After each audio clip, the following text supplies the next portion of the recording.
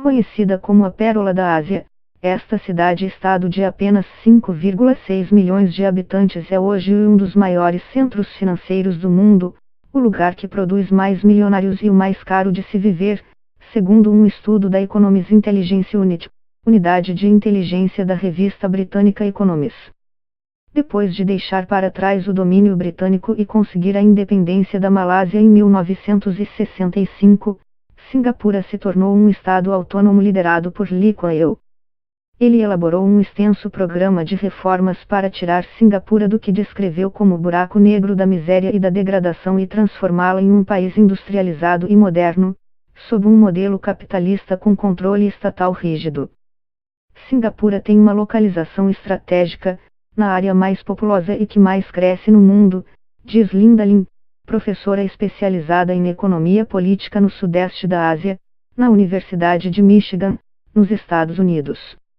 Desde o final da década de 1960, o governo promoveu grandes programas de geração de emprego e a construção de moradias sociais, uma política que acompanhava o controle da vida privada e a supressão de liberdades individuais, incluindo a prisão de opositores sem levá-los a julgamento e a aplicação de castigos corporais.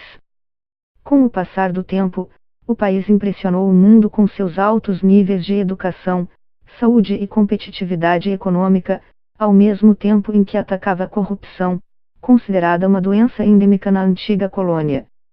Em um primeiro estágio de desenvolvimento, Singapura se dedicou à manufatura com uso intenso de mão de obra para exportar para mercados em países desenvolvidos. Mas, no final da década de 1990, o país entrou em um novo estágio da economia que o levou a se tornar um centro financeiro global. Desde então, não parou de crescer.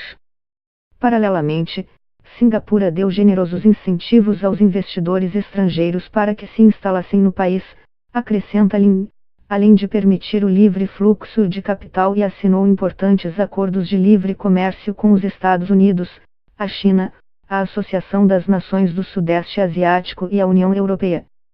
Os analistas concordam que o sucesso econômico de Singapura deve-se, em parte, ao fato de que as medidas para impulsionar o crescimento começaram há mais de meio século.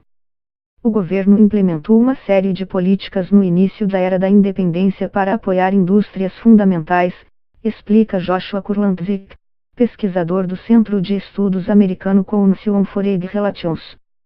Eles construíram um excelente sistema educacional e criaram incentivos para atrair empresas estrangeiras, acrescenta o especialista, medidas que ajudaram a tornar Singapura um centro de investimento estrangeiro, com escritórios de empresas multinacionais instaladas em seu território. Tiveram a proteção dos Estados Unidos como pano de fundo, diz Tyler Cowen, professor de economia da George Mason University, nos Estados Unidos, e colunista da Bloomberg. E, entre as razões que explicam o sucesso do país, Cowen menciona o investimento em capital humano, bem como ótima governança e política econômica desde o início, junto a um ambiente de negócios previsível.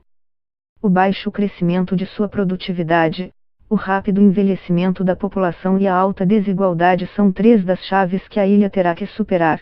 Diz Lin, um dos maiores erros foi a extensa e prolongada dependência de mão de obra estrangeira desde meados dos anos 2000, acrescenta Lin, especialmente em relação aos trabalhadores não qualificados que impulsionam a produtividade. Outros desafios que devem ser superados, acrescenta, é uma dependência excessiva da indústria que obriga o país a subsidiar certos setores e a falta de empresas locais fortes que possam dar um impulso maior ao crescimento.